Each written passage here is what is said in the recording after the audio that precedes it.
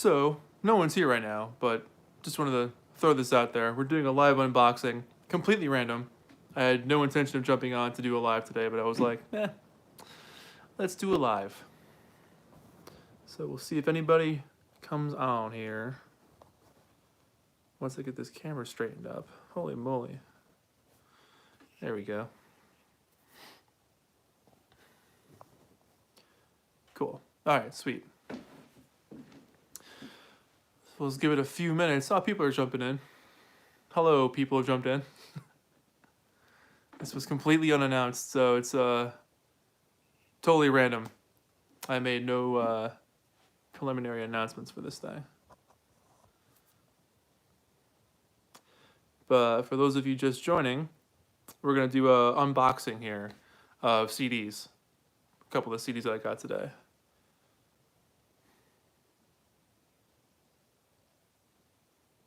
If this is working, I think, I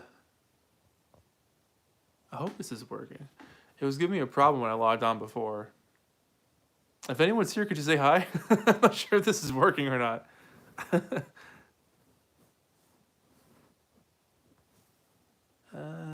Yes, okay, so that looks good. Okay. Well, we'll give it a couple of minutes here. I know it's just starting up here. Hey, Relic, how's it going?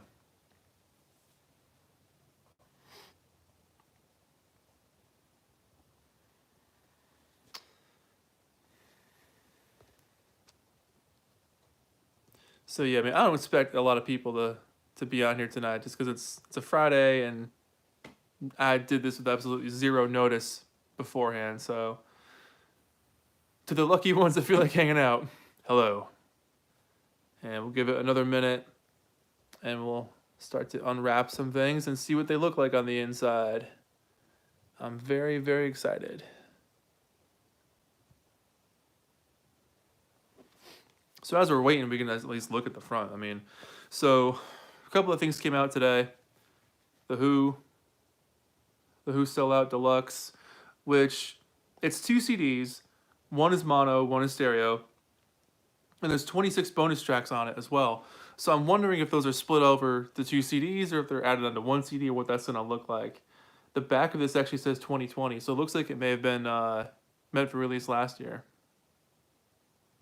The light's a bit hot. Yeah, you're right, man.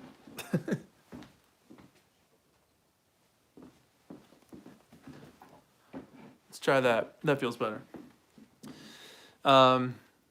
Yeah, so I'm interested about this one. I bought that Deluxe when they came out with like 10 or 12 years ago. I've had that forever, so I'm curious to see what else is actually different compared to that one to this one, but always loved this album anyway. After that, the John Lennon Plastic Ono Band came out today, and I was gonna get the record and at my local shop, and I saw the price tag was $75. It's a 2 LP set. It's not like it's a big box set. It's 2 records, and it was $75. And I was like, nope, that is not gonna happen. So, I mean, this thing has a bunch of bonus tracks on it as well. Plus, the cover artwork looks amazing. They made it a lot more clear than it used to be. So it looks fantastic. And really excited to hear it because my copy of this CD is from like the early 90s. It's a little bit older. And the last one I got here, Metropolis, the David Bowie, Man Who Sold the World. This was his original idea of what the album was going to be. And I had no idea this was going to come out on CD. And my copy of The Man Who Sold the World is the 1990 Ryko disc. So it sounds a little dated. So for the 50th anniversary remix by Tony Visconti, I was like, yeah, we should probably pick this up and see what it sounds like.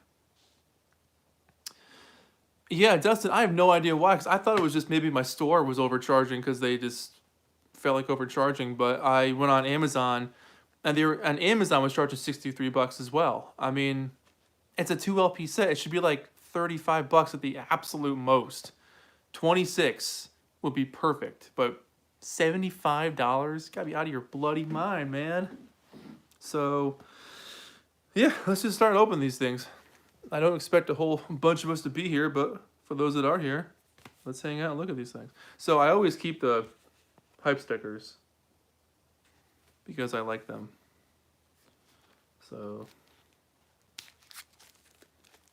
I'm really excited to hear the mix of this. I haven't even played it on Spotify, but I love this album.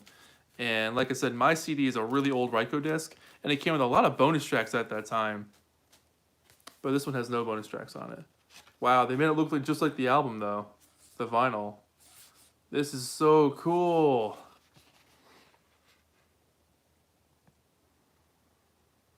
Vinyl sales made more money last year, but more CD units sold. I'd believe that for sure. Yeah.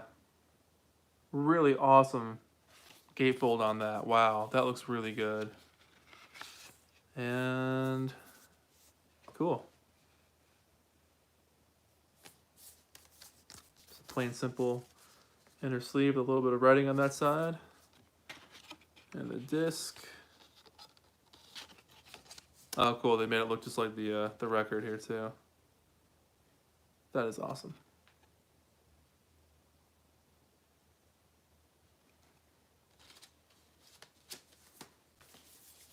I love this era of Bowie, too. When he was, like, still kind of trying to figure himself out. But by this point, he was nailing it at this point. But, man, what an album. This thing takes me back.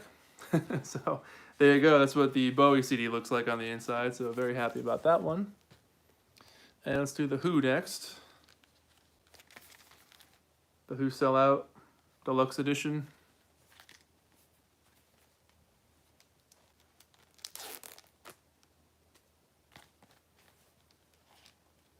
I mean, these weren't too expensive. I think the John Lennon one was like $25, which for a 2 CD set is kind of nuts. And this one was also, I believe, like 24. What the? Oh, it's broken too. Oh man. Bit of plastic from the case on the inside. Well, doesn't seem to bother it too much, it looks like. But wow, great shot of them. That looks really cool.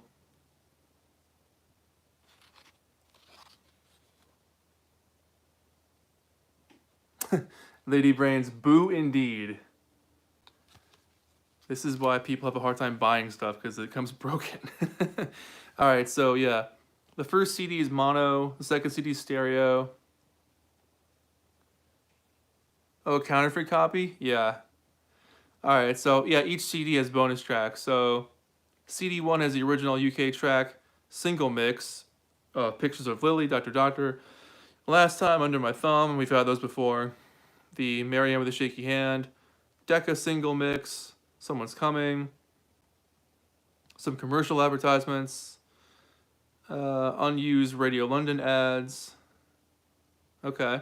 And then CD 2 has the longer version of Rael, Someone's Coming, Glittering Girl, Early Morning Cold Taxi, Girl's Eyes, Coke After Coke, Sounding About, Things Go Better with Coke. I have all these songs. It's not very... The deluxe edition they put out 15 years ago was the exact same thing. Yeah, CD long boxes, I remember those for sure. I don't remember if my disc had if it was in mono and stereo or just one or the other. I can't remember now, but kind of a bummer. I wonder if they've remixed it. Maybe it sounds better that way with it remixed. But the CDs look nice. The CDs look cool. And there should be a booklet here with the liner notes from Pete.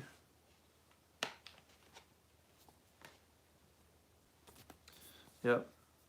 So, booklet.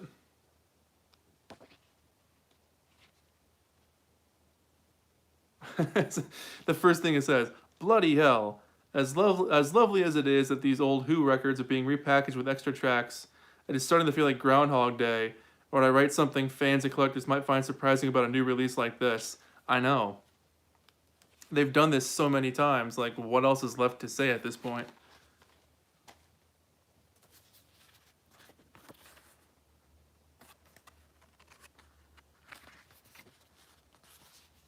Oh, that's a cool shot of John and Pete.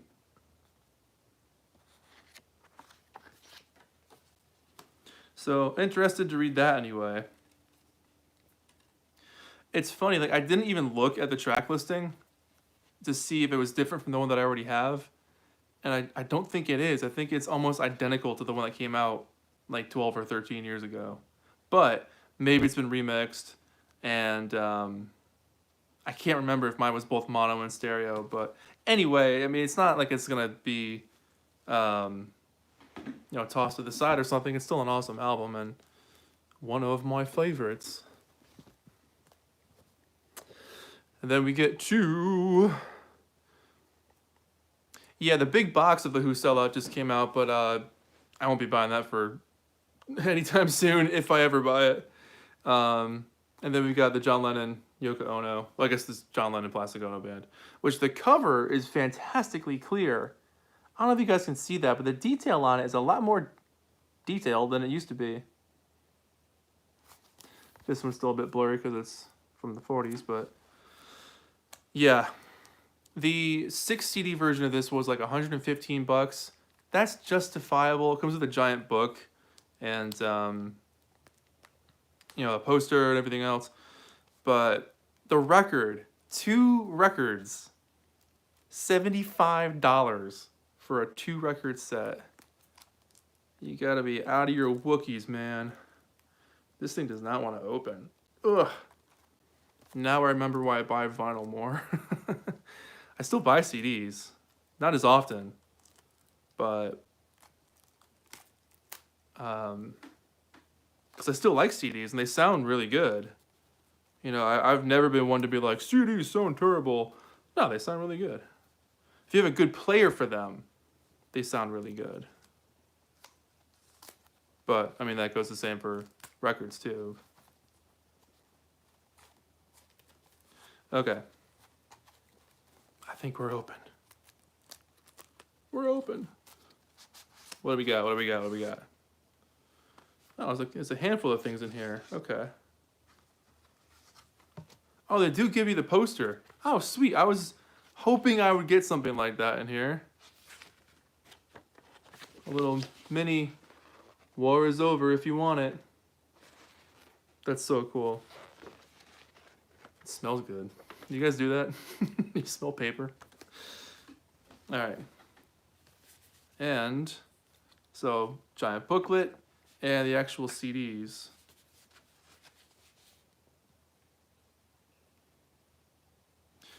For Yoko with Love from John, September 10th, 1970.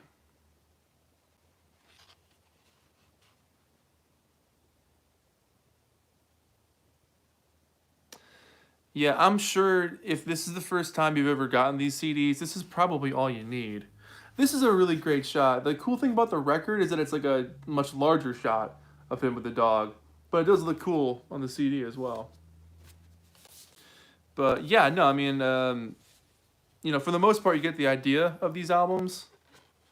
You really don't need like 40,000 demos of each song, but all right, so this is cool. So they took each song from the album on CD2 and just put different takes on here, which, if memory serves me correctly, are different from the vinyl version. I could be wrong about that, but I think they are slightly different. So that was CD2.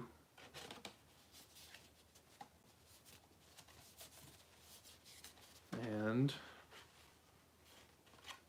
they put CD1 in backwards. Normal, CD1. I like that black and white Apple label. I think that's cool.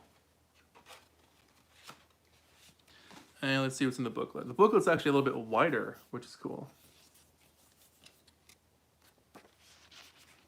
Who all the Plastic Ono Band? You all the Plastic Ono Band. It's got the lyrics. It says who played on it, which is basically Ringo and Klaus. I think Billy Preston played some piano on it too. Yeah, it's got the words. It's got some pictures of them hanging out, making the album. It's a picture of John lounging on a chair. Is that it for pictures? Here's some like liner notes. Okay.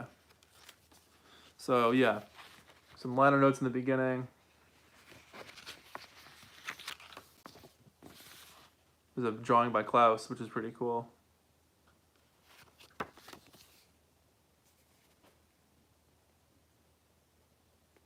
Am I doing it? Am I doing record face? Did it work?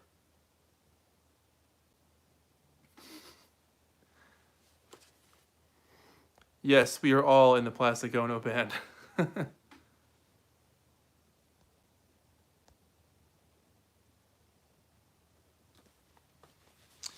Yeah, not a bad set. I'm excited to hear the bonus stuff on this one because I've never heard any bonus tracks from this era. I don't think, and if I have, it's been a super long time. So that will be fun. But yeah, I cannot justify spending $75 for 2 albums. I mean, I love this album, but I don't love it $75 worth. All right, cool. So I guess with this, I can just keep the plastic on it. I guess I'll just kind of even it off. But yeah, there you go.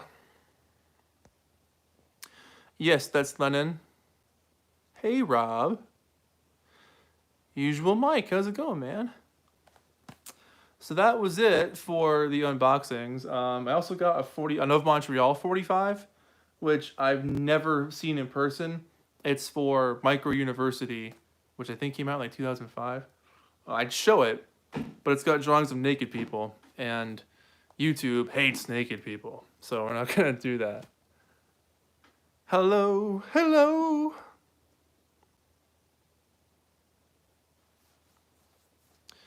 I got the clear vinyl, the Imagine set a couple years ago for $40. Wow, that's a heck of a bargain, man. $40 is awesome for that. Yes, you did miss the Bowie CD unboxing, but it looks like this.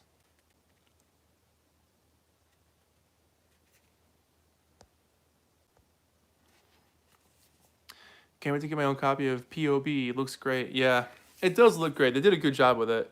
And I don't think like I said, I think my CD copy is from like really, really old. I think it's from like the early 90s or something. It's so it'd be nice to hear a newer version of it.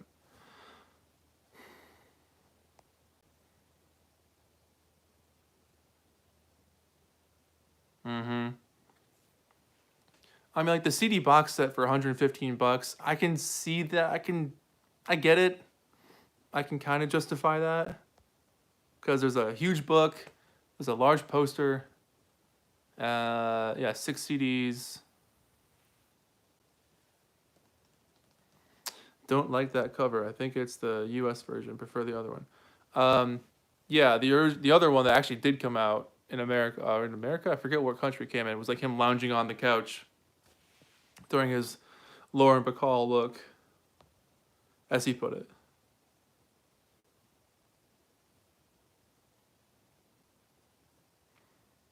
But yeah, I thought we could hang out here for a few minutes. I didn't want to do a whole long thing about it, but thought we can just chat a little bit.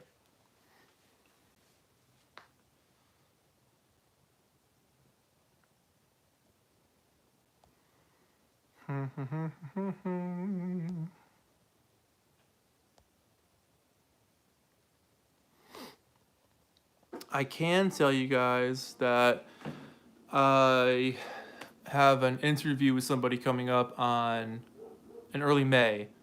So you guys should see a video of that in mid-May. I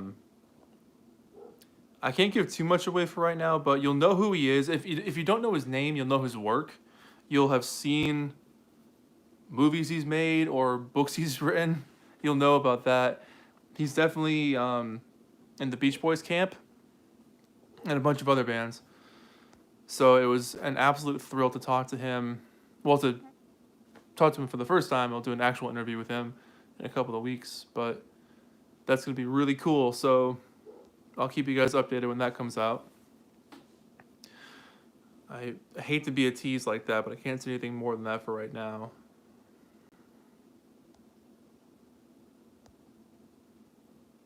Now I have Hello stuck in my head from Lionel Richie.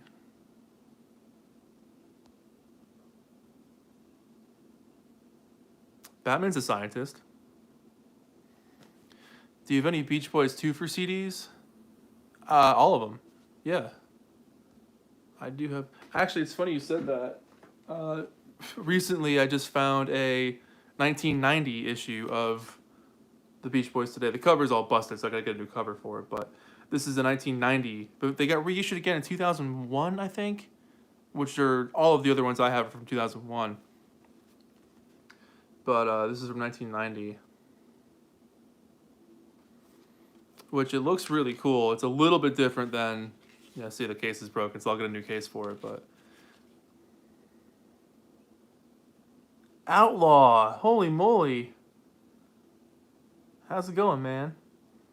So yeah, this is actually part of my someday if I ever get to like 1,000 subscribers on Instagram, I've got a pretty cool vinyl giveaway coming up for that, and that's going to be part of it as well.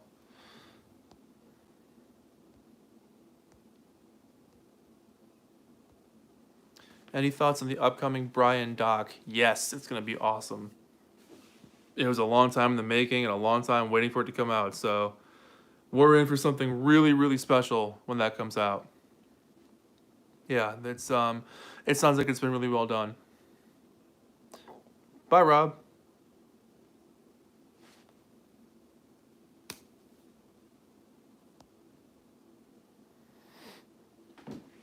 Yeah, so I want to do a giveaway on Instagram. I feel like I understand YouTube. I don't understand Instagram. I'm not sure how to make that work. I've been on it for a couple of years, and I never seem to make that channel grow. So I'm kind of like figuring out new things to do with that channel. But someday, I want to hit 1,000 subscribers. I have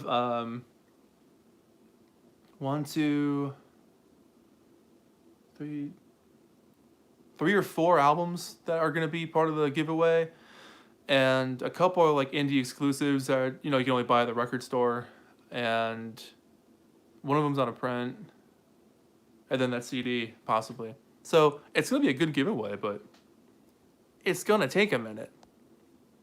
I would do it on here for when I hit 3,000 subscribers on here, because that'll be pretty soon, but thanks, Mike.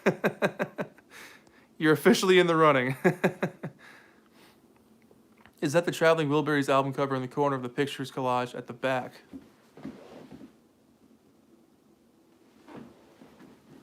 All right, I'll point. Am I close? Traveling Wilburys. Down here?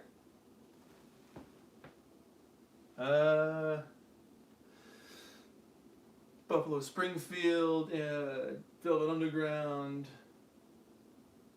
Who. I don't think I have the Wilburys on here. Yeah, no. I don't think I have the Wilburys on there. Bottom left. Back here? Back there?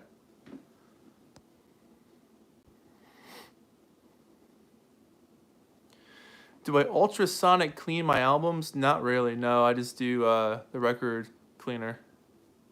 You're not too old for Instagram? No one's too old for Instagram. It's just pictures. Oh, yeah, right behind me is like a collage of album covers. Over here is the Who in front of the Beatles Love thing. There's Kiss. I got posters on my wall. My favorite rock group, Kiss. Doug Ewell's all right for Velvet Underground, yeah. Yeah, if he helped out for Loaded and all that stuff, so. Loaded's a great album.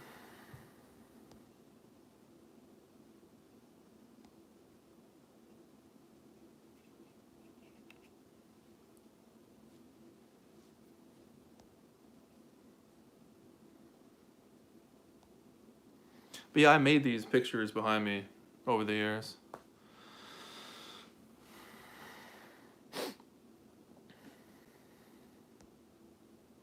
I'd like to see the Beatles Love show. That'd be cool. Feel Flows is coming. What do you think the chances are of a box set of Carl and the Passions and Holland outtakes? Very, very rare. I'm actually surprised they're even doing this, to be honest with you, because the market for it is so small. I mean, it's a dedicated market that will buy the stuff when it comes out, but it's a very narrow market. So for stuff about Carl and the Passions, yeesh, maybe, who knows? Have I listened to John Cale's stuff? Yep.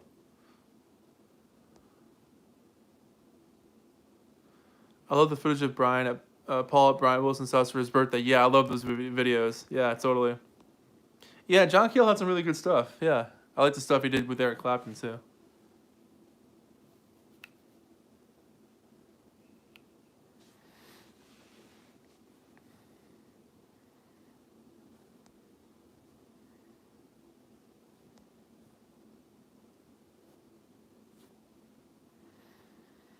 Music for New Society. Yup.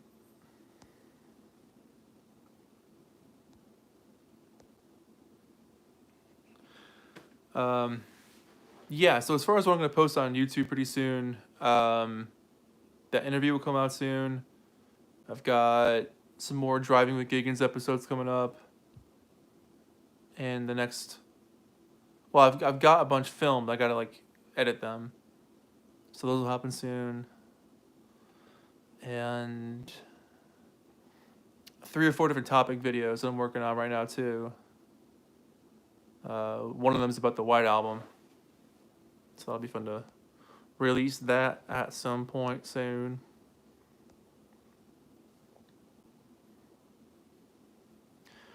More of a chance of seeing a 70s live box set? That would be awesome. Outlaw, you nailed it. That'd be so cool. Did you hear about Weezer announcing NFTs on Earth Day? So yeah, I did. And I'm so, like, not cool when it comes to understanding cryptocurrency and NFTs. My knowledge of them is extremely limited. And from what I understand, NFTs do actually harm the environment because they're using electrical power to basically sustain something in a database, which that electricity is being used to house that thing. So if millions of people are doing that, there's servers that are being pushed to the limit to house this thing that's a digital component that doesn't actually exist, but it's being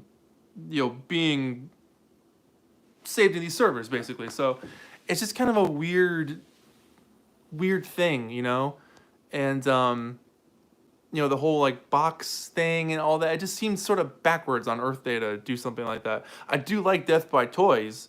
I think they put out a lot of really cool. They're on Instagram, Death by Toys. They put out some really fun stuff. Or him. It might be just one person. I can't remember now.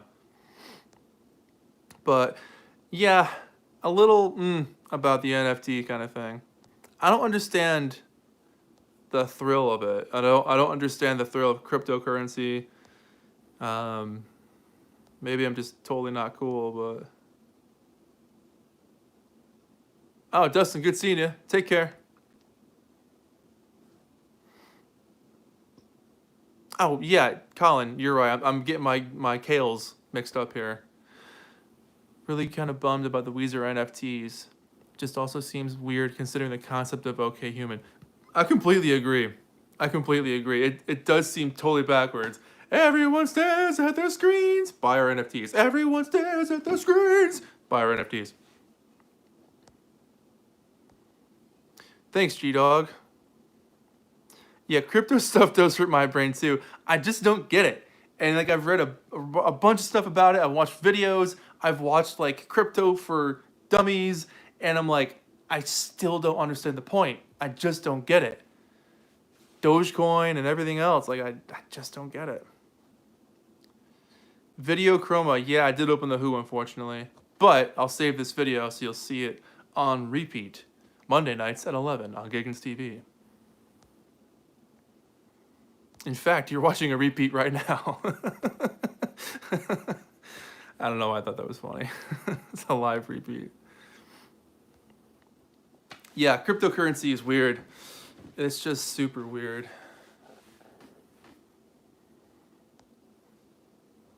It just doesn't make sense. Like, how can this exist and it means something? And so many like business people have said it doesn't really actually mean anything. I just don't get it. Are you answering questions like the last chat a couple weeks ago? I can, yeah. I just kind of jumped on to open things, but if you guys want to hang out, I'm down. It's an Abbey Road shirt, yes.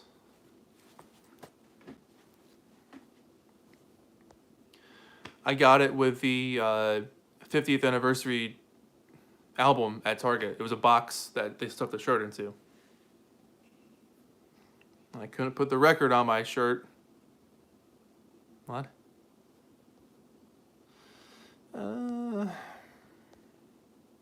Thanks to everybody who's joining in. So for those of you who are joining in right now, we did an unboxing earlier. Now we're just kind of hanging out. So we'll hang out for a little while. Not too late. It's a work night.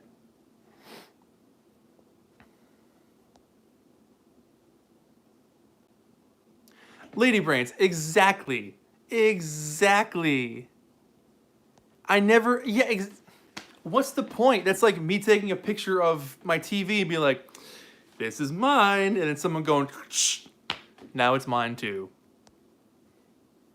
Non-fungible transfer, because that's a word. Do you prefer regular CD cases or digipacks? When I can, I like regular CD cases, but some digipacks look really good. I'm really careful with my stuff, so they last a long time. Do you have the Imagine 2 CD release from a few years ago? I don't actually know. I don't have any Wonderments. Now that I think about it, and you mention it, I'd love to do a Wonderments video. I have like their stuff on my computer that was downloaded.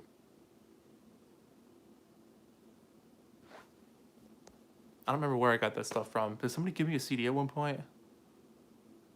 Where did I find that? I can't remember.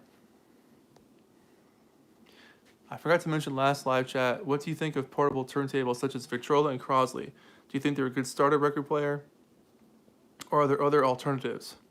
So, I mean, Crosley and Victrola, they definitely get a bad rap because hipsters have been keen to just rip these things apart. And I see where they're coming from because their tracking force, standard turntable, you have a weight that you can adjust and the arm moves and balances. And on those Crosleys, it's just an arm with no balance. It's just connected to the base of the turntable. So when you put it down, it just goes plop. And it's also got a really heavy tracking force. Most turntables are supposed to be around like 1.8 to 2.4, 2.5. Somewhere in there is pretty normal. Those guys track around 8 or 9 grams, which is heavy. But you gotta remember too, people played those types of record players back in the 60s and 70s all the time. And so that kind of tracking force was very common. So yeah, they're a great starter thing. They sound like crap. That's the problem, is like, let alone the scientific parts with the arm, the speakers just don't sound that good. So you're not getting like the full experience of what the record could be. But yeah, to get your feet wet, of course they're fine. I wouldn't live with it forever, but yeah, no, they're fine.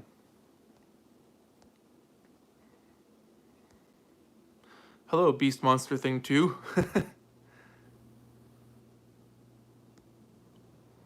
Do you listen to any of the outtakes from the Who Sell Out release? Well, all the ones that I saw on the list are ones that I have heard already, so unless they're different from the ones I have. Yeah, you can definitely start with those Victrolas and stuff. They're fine. They won't eat your albums. I mean, if you play one album all the time, all day long, yeah, sure. But a normal turntable would do that. So, you know, these are things that every time you play it, it's slightly being degraded over and over again. So, yeah, I mean, they're fun to mess around with. But yeah, when you're able to, it's one of those things like if you can stash away $20 here and there and like save up over a few months, it's worth it to get a real, like a decent turntable and some good speakers and a receiver, or get some powered speakers. Bye, Gash. Good seeing you. In the Hall of the Mountain King. I love their version of that. Is that on this thing here too? Let's see if it's on this one. It is on this one, yeah. But I remember when this CD came out, the new ones like Sodding About and Things Go Better with Coke and a few other ones were new at that time. We already have them now, so I don't think there's anything left. Like, how much deeper can they dig into the pile of Who stuff?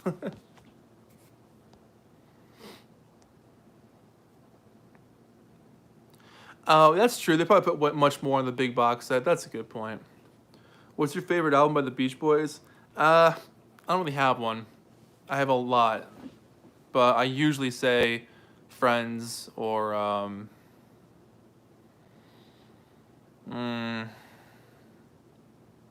Friends or Sunflower or Wild Honey or Pet Sounds or Holland. I can't pick one. Tim Allen. I watched the Who Sell Out documentary on YouTube last night. It's really good. I gotta check that out. Anything looking interesting for the upcoming Record Store Day release in June? For me, not so much. They're gonna come out with a 40th anniversary of Face Dances by The Who. It's a 2 album set. The second album is a live concert, I think. So that'll be really cool.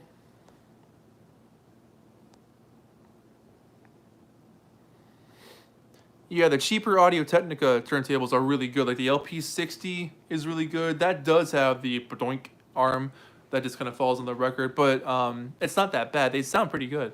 And like the LP120 is like one of the best turntables you can get. That's something that's gonna last you a long time. Since we mentioned Weezer a few minutes ago, have you heard the new single? How are you feeling about Van Weezer?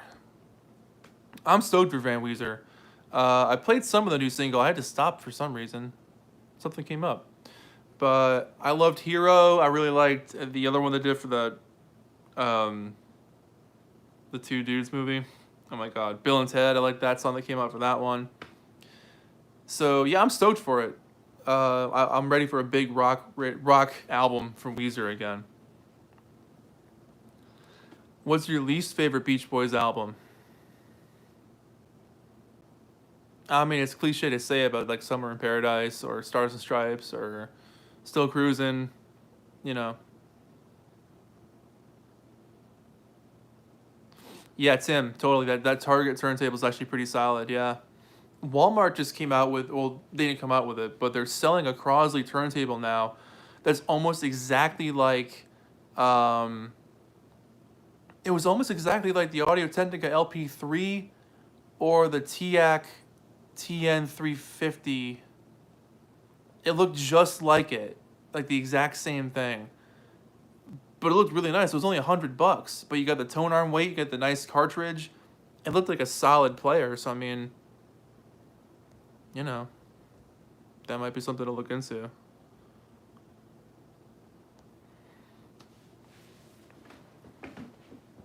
I feel like a lot of us kind of lucked out being born in the era that we were born in. Like, our parents had record players. I feel like a lot of the younger people that are getting into them, their parents might not have had a record player, so they're kind of starting at square one. Do you think that Headquarters by the Monkees is up there with Pepper and Pet Sounds? Excuse me. Not really, but it's a great album. But that's just my opinion. If some people think it is, then more power to them.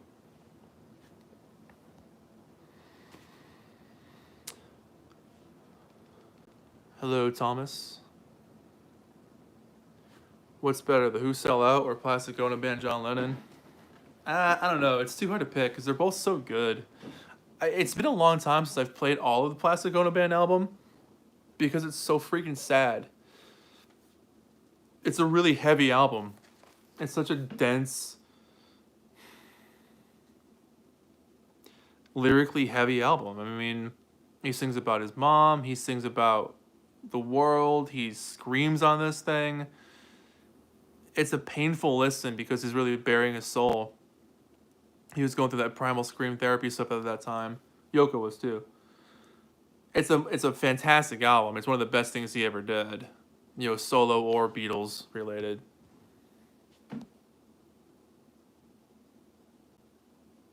Oh, those big cabinet systems. Yeah, my friend growing up had one of those. His parents had one.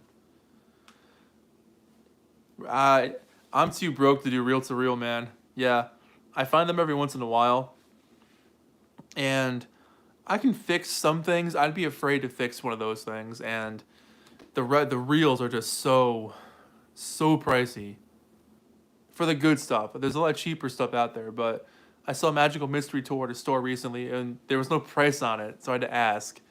And then they had like the Temptations, and they had the Jackson 5. and they wanted like $45 for each one. And I was like, I can't swing that. Plus, I'm running out of room. I have to move this year. Like, I was gonna move last year, and then Corona pandemic happened, so I couldn't do that. So this year is gonna be the year I move and get a larger place, and I can spread out some more. Because what you guys don't see is this is actually the entire size of my room. I have to live in this bubble. This is it. It's the whole thing. Just the Foles. I have, but no, not really. Do you know Phaser Days? I don't, but I like that name. It sounds cool. I am really stoked though for the new St. Vincent next month because I ordered the 8-track off of her of her website. I can't wait to play that album on 8-track. That'll be the first new 8-track I've ever bought. Well, I have a couple of blank 8-tracks that are still sealed, but as far as an actual album goes, that's part of our generation right now, that'll be the first one. Have you heard the album David and David Boomtown? I forgot an 80s rock soul pop masterpiece. No, David and David Boomtown. I'll have to look at that one.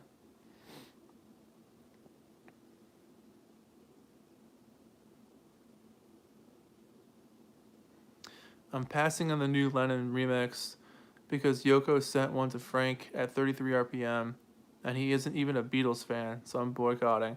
I don't blame you, and yeah, I'm not the biggest fan of that channel anyway, but yeah, a lot of people got free promo copies of that thing.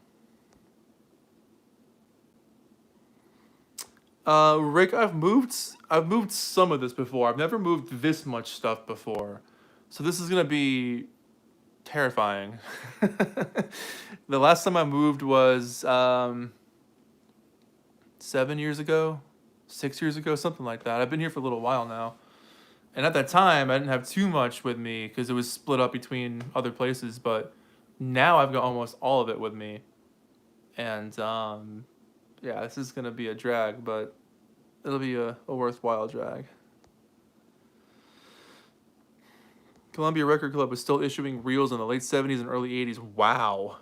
Yeah, I mean they issued 8-tracks up until the late 80s as well. I think Bad by Michael Jackson was one of the last 8-tracks ever made. And or no, it was either that one or the Bruce Springsteen live box set.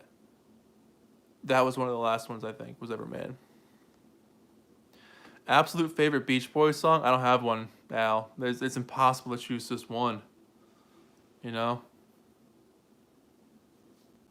What's yours?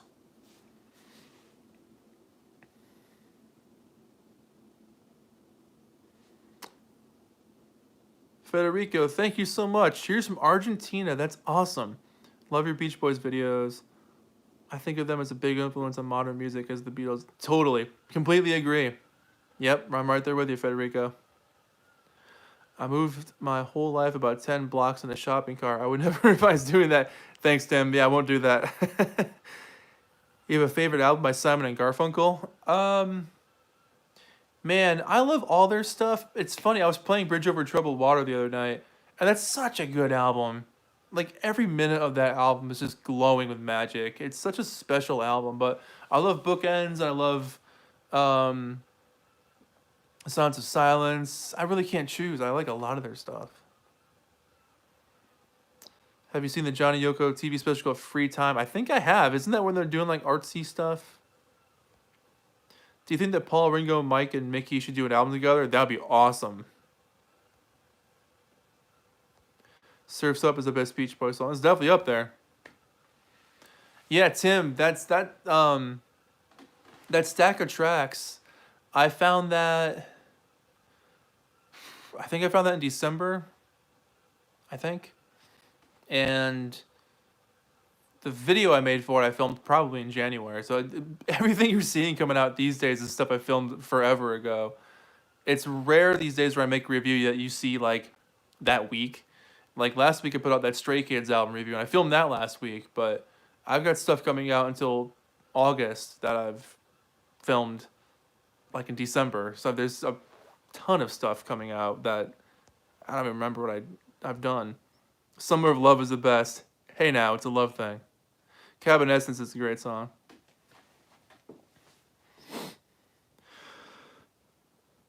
Yeah, moving with a smaller collection would be a lot better. All I want to do is a great song. Forever Stamos style. uh, hey, if you like it, you like it, man. Yeah, Cabin Essence is a really good song. Mm-hmm.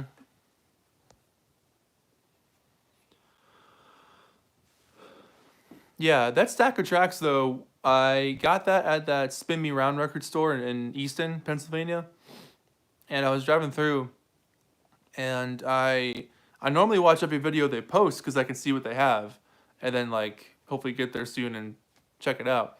But I missed the day before, and so when I went there, I went in there totally blind, and they had a box of like the records from that they showed off the night before, and that was in there with the booklet and everything else, and I've been looking for that album for probably 15 years, maybe. And every time I see it online, it's either beat up or missing parts or it's too expensive. So I've never done it online, but they had it for like, I'm not even kidding, it was like 15 bucks. It was something crazy cheap and I couldn't pass it up. It was like one of those heart-stopping moments. It was unbelievable. Yeah, I do like Beck. Yep, I do like Beck. Have I seen him live? Why do I feel like I've seen him live? I don't think I've seen him live. John Stamos is S tier Beach Boy. He's up there. He's up there.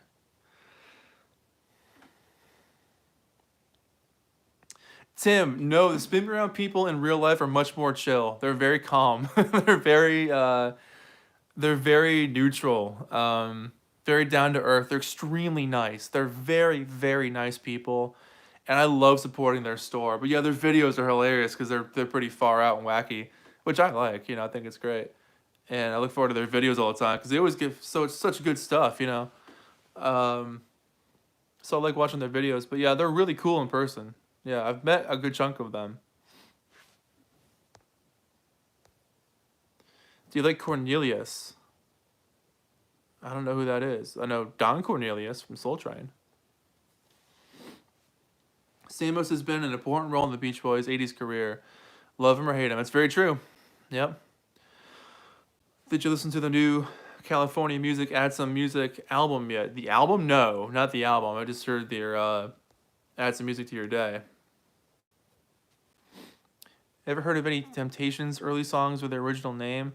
They were called The Distance. Definitely worth checking them out.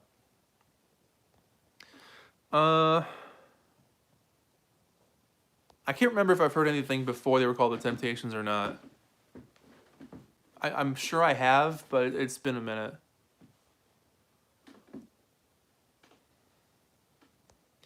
Will you do a video room tour? Maybe someday. My room is very not so Tory because I live in an apartment. It's a pretty small apartment, and most of it is what you don't see. So I have a couch over here, and then there's like a bookshelf, then my kitchen, and then my laundry machine is right here. So it's like, my music room, if you will, is this wall, and then I've got my bedroom's got my other setup that you see in my Instagram pictures a lot. I post stuff in that room pretty often for Instagram, and um, there's some other records over there. There's this kind of stuff all over the place. So that's why I want to move to like have a room dedicated for just music, and then like other rooms for other things. I don't know. People live in other rooms, I suppose, but oh yeah, Otis Williams in the Distance. I gotcha. Yeah. I have heard those. I have to ask: is the Stacker Tracks duophonic stereo the over the top kind that sounds like the Beatles' fall stereo mixes? Jess, not. It doesn't sound that bad, no, because like the Beatles ones do sound a little bit echoey and a little bit tinny. This sounded okay. I remember it sounded pretty all right. If someday you come to Argentina, don't forget to get some stuff for your collection. I'd love to travel someday, Video Chroma. I've never even been on a plane before. So, yeah, Argentina would be a cool place to go. I've never I've never been anywhere outside of the States. So yeah, anywhere that's not here would be fun. Like I'd love to see England someday. I'd love to go to France. I'd love to see the other side of the country. I'm on the East Coast here in the States, so I'd love to see California and see the beaches that they were at, and all of that. I think it'd be fun to do like a road trip and just go driving for a while. Planes are cool. I've heard they're cool. Yeah, Sarah, I remember seeing some of your pictures of Japan. God, that'd be so cool. Yeah, Japan would be awesome. Have you thought about posting your videos to Reddit as well? So, Rick, Outlaw, I don't understand Reddit. Someone sent me a link a year or two ago where they were like, "Hey, we're talking about you on Reddit," and I was like, "Cool," and I went over there and I just didn't know how to read it. For me, it's like looking at Twitter. Twitter for me is like textual diarrhea. I just cannot make heads or tails of it. It's just like all over the map. And Reddit, I just don't know how to use it. So, if anyone wants to share my videos, go for it. I have no idea how to do it. Well, the East Coast girls are hip. I really dig the styles they wear. Oh, you went to some record stores in Japan? Oh, that's awesome. You've never been to LA. I have not been to LA. Yeah, Richard Street was a part of their group back in the day. Then he came back after Paul Williams had to leave. The duophonic Beach Boys today, I can dig that. Ashley says, "I love living in California because I feel like it connects me to the Beach Boys." I completely understand that. Yeah, for me, growing up in New England, I felt connected with Weezer a little bit, just because Rivers was from not too far away from where a lot of where. Wow, talking is difficult tonight. Yeah, I'd love to see California. I've been to London and Paris, but I've never seen the U.S. It's on my list. Yeah, it's funny. Like you live in this country, and it's like we could just drive anywhere. It's like getting the time is the hard part. Go to the San Diego Zoo and try to replicate the Pet Sounds cover. I'm on it. Challenge accepted. Yeah, I hear you. I had a friend that had to show me. It's all easy once you know. Yeah. Yep. I love the Who. I always felt like an insane amount of people ripped off the Who. Huh. Interesting, Nathan. If Denny and Carl were still alive, do you think all 7 Beach Boys would try reuniting? Yes. Completely. Yeah, well, number one, I don't think the Beach Boys ever would have stopped. I don't think they would have had the same problems that they had if Carl hadn't died. And, because Carl was the glue that kept that band together. When he died, Mike took over and the whole thing just fell apart and became a whole different thing. And, Al got kicked out. Things just shifted. So I feel like if Carl never died, Al would have stayed in the band forever, and Brian would have gone back and forth. I don't know if he would have had as heavy as a solo career as he would have had, though.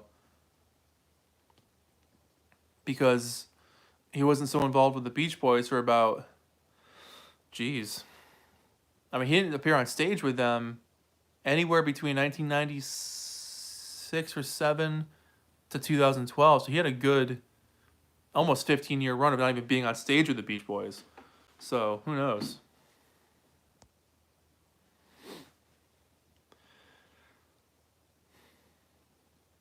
Yeah, Rick. Yeah, things changed after Carl died completely. Yeah. The soul of the Beach Boys. Carl Wilson. Someday I'll show what's in that box. I made a video about it, but I don't want to put it out. There's a Beach Boys 8-track up there. There's the Ringo cassette.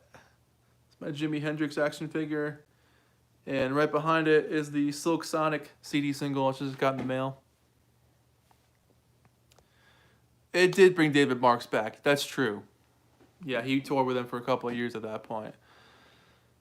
And it amazes me that Brian is still alive. So glad he is, though. I know. Yeah. Really glad he's here, too. He's gone through so much. When you think about those rock and rollers from back then, like Pete Townsend or Eric Clapton or Keith Richards, it's amazing these people are still here. where some didn't make it past 27, and some people are now pushing 80. It's pretty far out.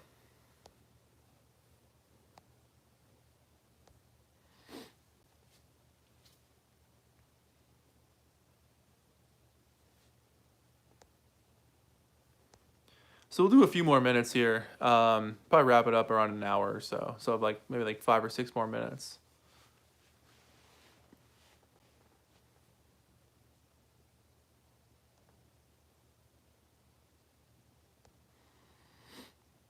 Listen to the Lollipops from Denmark. The single Words Ain't Enough from 66. I think Townsend was thinking of it for Won't Get Fooled Again. Interesting.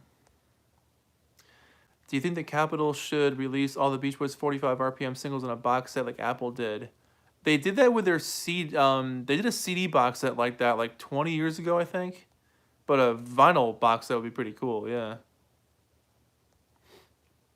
And Townsend hoped he died before he got old. Well, he was talking about mentally. Like when you lose that bit of your youth that's gone, you definitely become old at that point. So it's more of a mental thing than a physical thing, is what they were singing about. What do you think about the band Parcels? I know that name, and I know I've heard some of their songs, but I'm not super familiar with them. Dennis must have played hard. He looked so old when he died. Yeah, I mean, Dennis's last year or so was like one of the saddest things ever.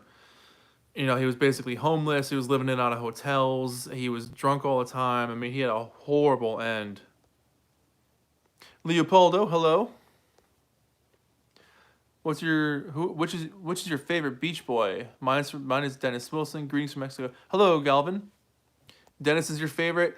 I don't know if I have a favorite. I mean probably Brian, just because he wrote most of this stuff. But I love Carl because of his voice. Yeah, probably one of the Wilsons. Kokomo is a real place in Indiana. Yes. Yep. Hey Emily, how's it going? Favorite Beach Boy is Super Hard. They were all amazing. Yeah, most of them were amazing.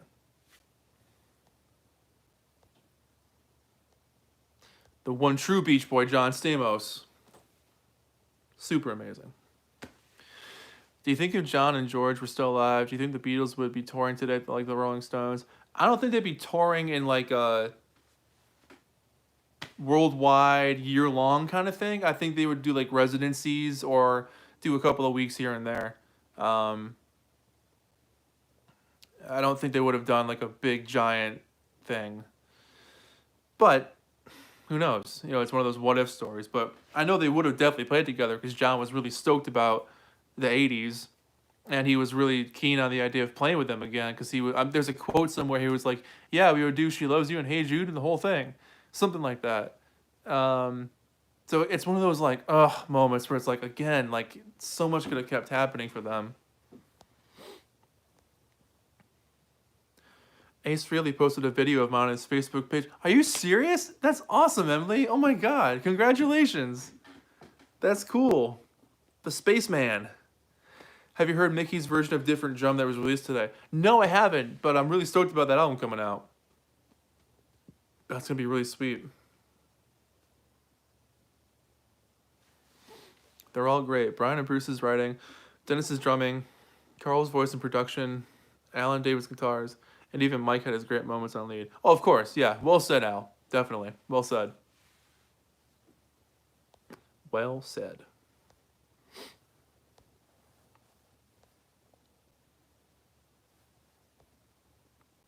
Ace liked 2 comments my mom put on his post. That's awesome. That's so cool.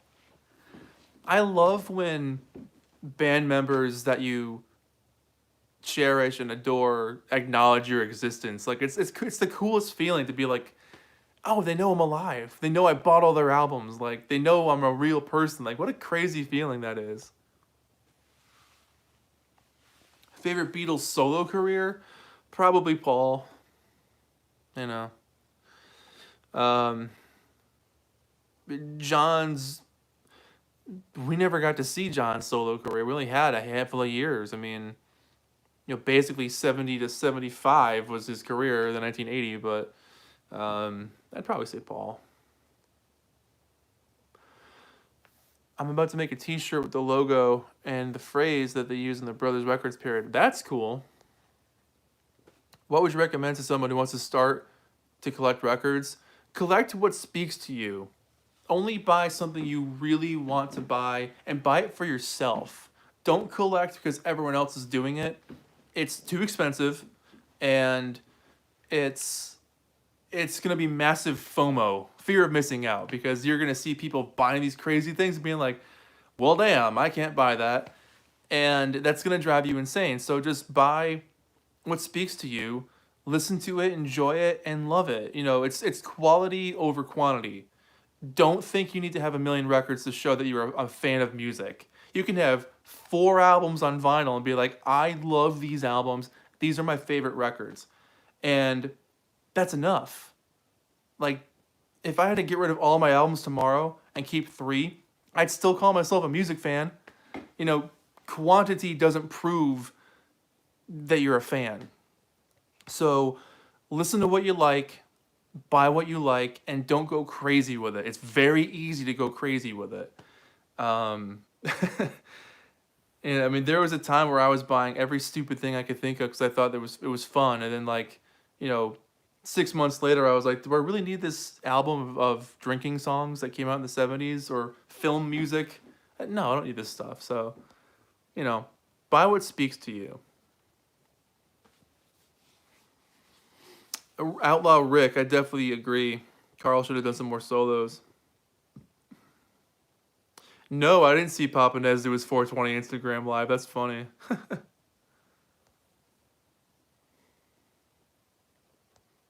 Emily, that's a good point too. Yeah, record store day used to be so much different, like when it first started.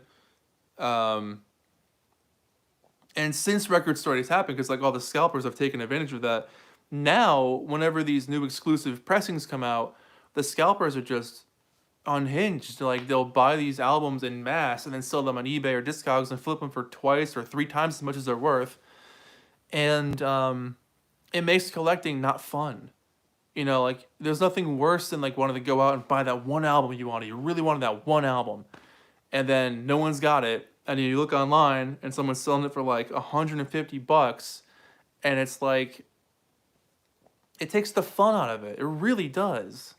So those people are a total drag.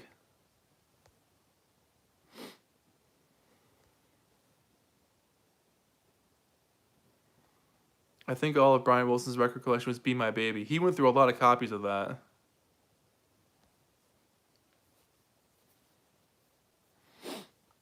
I love Susan Atkins. No, I've never been to LA, but I'd love to see all those Beach Boys areas. I'd love to see the Foster's Freeze. I'd love to see the beaches they hung out at, their high school, the whole thing. Rock aside, which one do you choose, Marvel or DC? DC. I like Batman and Green Lantern and those kind of characters. But Marvel's got some good stuff too, but I've always kind of been a DC person. Something interesting, the Beach Boys were originally more about making music with good guitar bits and catchy beats, and then transitioning, making symphonies and very experimental arrangements. Yeah, that's definitely true. Yeah, a lot of bands did that. But the Beatles were just as much as well. Yeah. I would love to visit Hawthorne. Yeah, me too. Yeah, I'd love to see the Beatles' American records on vinyl again. It'd be so cool. Yeah, Emily, I saw someone posted that. The John Stamos Beach Boys story. It's interesting. I think if you're a fan of the Beach Boys, just give it a cursory watch just to say you saw it. But yeah. I need to take advantage of my location in SoCal and go visit some Beach Boy spots. That's so cool. Yeah, California for me seems like this magical place. Like it's having never been there and living on the other side of the country, it's always seemed like this surfing oasis where everyone's just really calm and chill, and you know it's just a happy vibey place. I could be completely way off, but it's always seemed like a vacation spot in my brain, and I mean that in a positive way.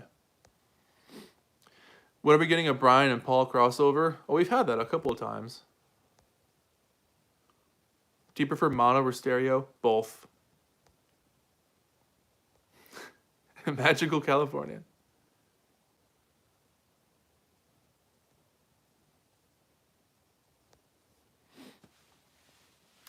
It's easy to forget how wonderful it is. Yeah, I guess it could be. I mean, it just looks so cool. Like whenever you see videos of it, it just looks like this. And I guess because it's like newer, you know, like where I'm from, like we have buildings here from like the 1600s because it's really old over here where I am. And in California, I mean, that was only like 150 years ago it was founded or something. So it's it didn't become a state till like 1850 something. It's like it's not too old, like it's still fairly recent compared to that stuff over here.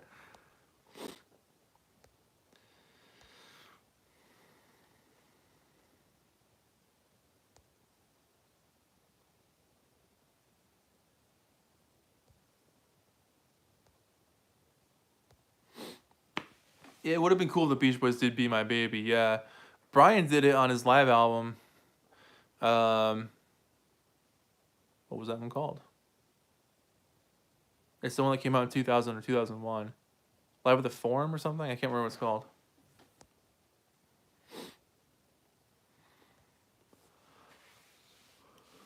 Roxy. Thanks, man. Yep.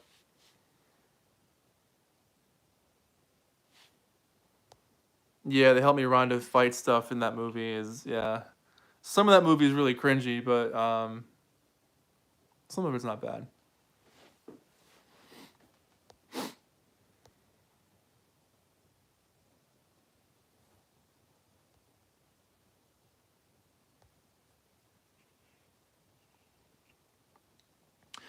So for those of you just joining, I started off the video by opening some stuff. We opened up the John Lennon Plastic Ono Band, and then we did the Who Sell Out,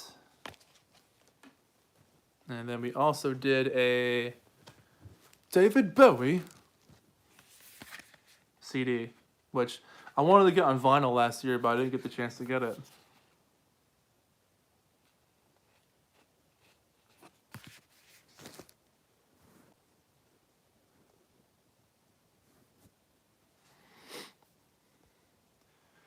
Have you discovered any new music recently?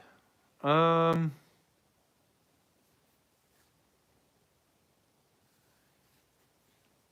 a totally new band to me? Um, hmm.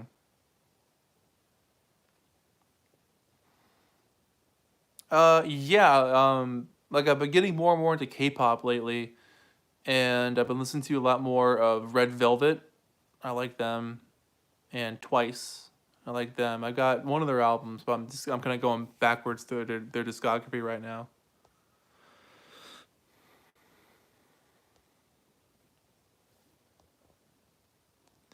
What's your favorite California Dreaming cover? I like America's. That one's really good. Eddie Hazel does a great version of California Dreaming. Do you like Jonathan Richman and the Modern Lovers? Yes.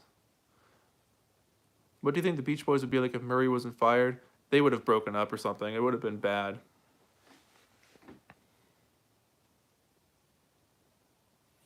Yeah, Orange Crate Art. Yeah, I get it. Have you seen the Bruce Johnson selfie? Oh yeah, definitely.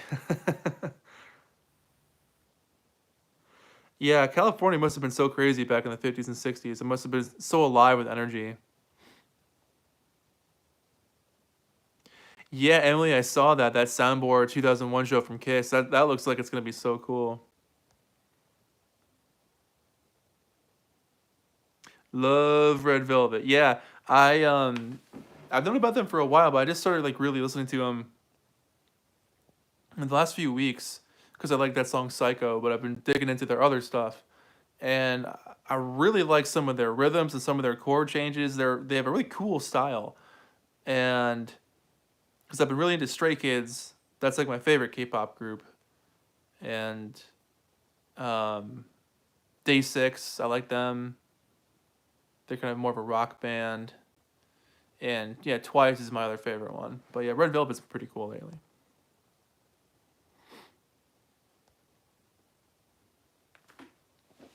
What do you think of modern artists such as Billie Eilish and BTS? I'm a fan of Billie Eilish. I have her 2017 album, Don't Smile at Me on red vinyl. Yeah, Billy's cool. She's got a whole different flavor. I remember when I first heard of her in like 2015 or 16 or something. And at that time, I thought she was like Lord. It had that flavor like Lord had. Her first big album, which I love that album. Um, I'm not too big into BTS. I haven't heard a song by them that I've really stuck onto yet. I dig them. I think they're fine, and I do like that they've helped bring more K-pop into the American consciousness. That there's different stuff on the radio. I think that's humongous to spread, you know, radio listeners um, to open their minds to new stuff. So I love them for that. But yeah, Billy is definitely cool, and I don't have any of her albums, but I like the songs I've heard, and her style is definitely interesting. You know, it's gonna be cool watching her grow. You know, she's so young, so watching her go through her 20s will be really interesting to see what she does musically. I think she's got a lot of tricks up her sleeve that we don't know about yet. Wasn't David doing drugs in 62 and 63? I mean, they were probably like doing uppers or downers. Probably everyone was doing them at that point in time.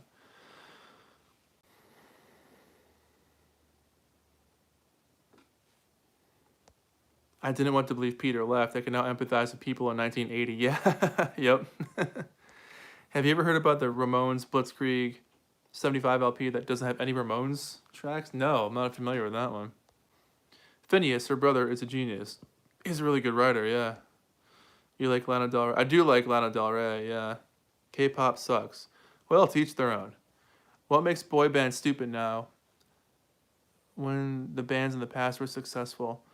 I mean, things change and come and go and get, you know, what makes a band popular now is going to be different than what made a band popular 20 years ago. I mean, it's societal, it's generational. So I mean, it's hard to contextualize something like that because you can't look at it as a I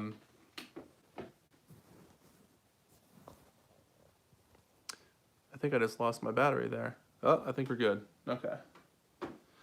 It's hard to contextualize that stuff because you can't. It's easy to look backwards at it, but it's hard to kind of figure out like where it's going. So you can't be like, oh, the Beatles would have never made it today because you can't.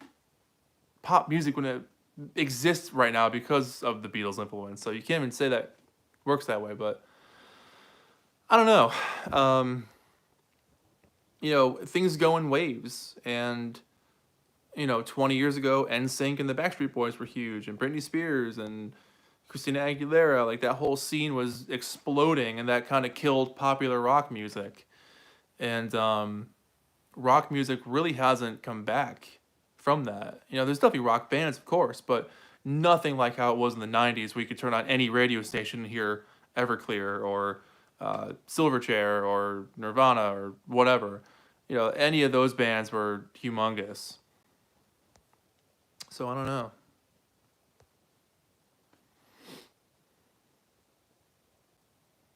Yeah, the Monkees definitely need to be in the Rock and Roll Hall of Fame. 100%.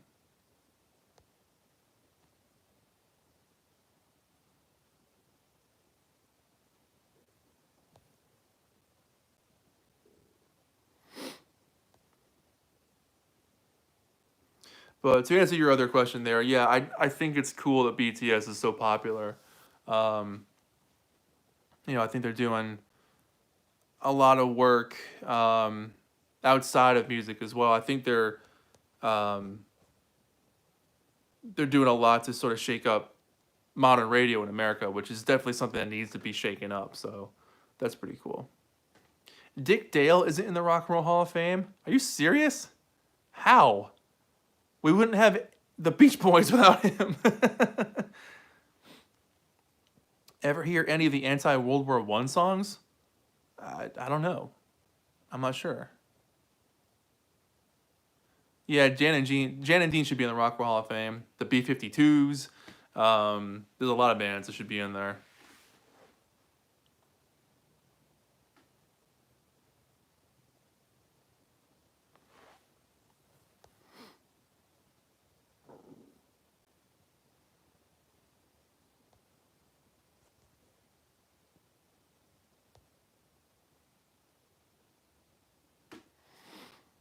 I've seen Dick Dale live. He blew an amp. I'd believe that. Yeah. Never got to see him. The Corporate Radio Hall of Fame. Yeah, pretty much.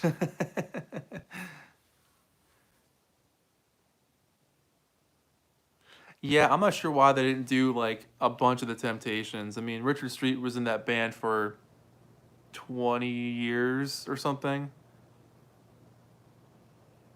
I've seen bits and pieces of Two Lane Blacktop. I've never seen the whole thing. But yeah, Bruce Johnson should have been with them as well. Definitely agreed on that one.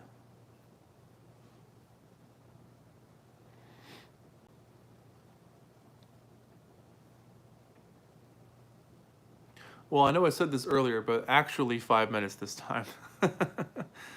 Two Lane Blacktop is a bit weird, but Dennis is sober and hot. That's true. Sans beard. Before beard, well, in between beards. Yeah, Todd Rundgren should be in there. I can see that.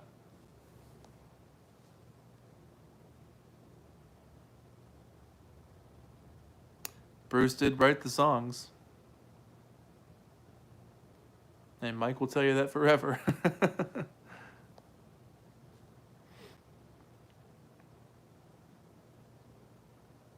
I'll have to watch Two Lane Blacktop. I want to say I have it. I'll have to look. I can't remember. Recently, I pulled all my DVDs out of storage because I thought I was going to move last year and I never did. And I pre-packed a lot of stuff. But I've got all my movies out again. So I'll have to see if I have that one. When did you listen to The Who for the first time? I was a kid. I think Squeezebox was the first song I ever heard of theirs. And I was probably like in elementary school, maybe. For some reason, Squeezebox sticks out as one of the first songs I heard. And probably Who Are You? That one sticks out as an early one. So probably like around when I was a kid.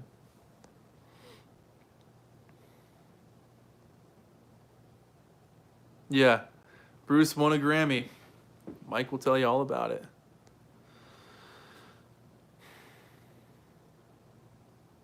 Yeah, Todd Rundgren as a producer, Nick Lowe. Yeah. Yeah. I own it because Dennis is in it. If he wasn't in it, I wouldn't watch it. I get it. There's a lot of things that I've bought that I only got because like one person I liked was in it, and then other than that, I couldn't care less. What Beach Boys song would you use to stump people? My vote is Here She Comes. That's a great choice. Yeah, I'd throw in like Solar System. It'd be kind of a weird one.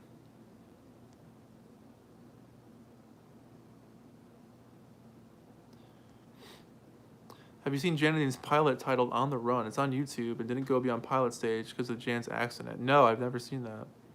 Do you like Talk Talk? Yes, yes.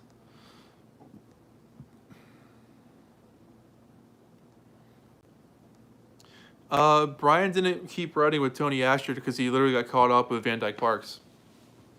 He met Van Dyke at a party while they were doing Pet Sounds, or around that time, and loved what he was doing. And once Pet Sounds was done, he was already in the works with Van Dyke to start writing with him. And Brian moves from one to the other pretty quickly. You know, like in the early days, Gary Usher, Roger Christian, of course, Mike once in a while, and then Tony Asher, then Van Dyke Parks. He co-writes with people all the time. And because he doesn't like doing the same thing over and over again, he's always been sort of on to the next project. So it'd be cool if he wrote with Tony Asher again. Tony wasn't a songwriter, he was an advertising guy. But Brian liked what he was doing and got him to write some words, and it just worked perfectly. It's amazing how that guy wasn't a songwriter and they wrote some of the best lyrics ever. It's truly unbelievable. What a magical story. And with that, everybody, I think we'll wrap it up here. I do think they would have written some more great songs with Tony, yeah. Van Dyke Park Song Cycle. I have a review of that coming out at some point soon. I do like that. Thank you so much for watching, everybody. We're going to wrap it up here. This was totally unexpected, so thanks for all of you guys that came around to hang out. Talking is hard today, but this will go up on my channel, so if you want to rewatch it and see the actual unboxing at the beginning, you can watch that. And beyond that, thanks for hanging out. Thanks for watching. Drink water. Take care of yourselves. Peace and love. And we'll see you soon.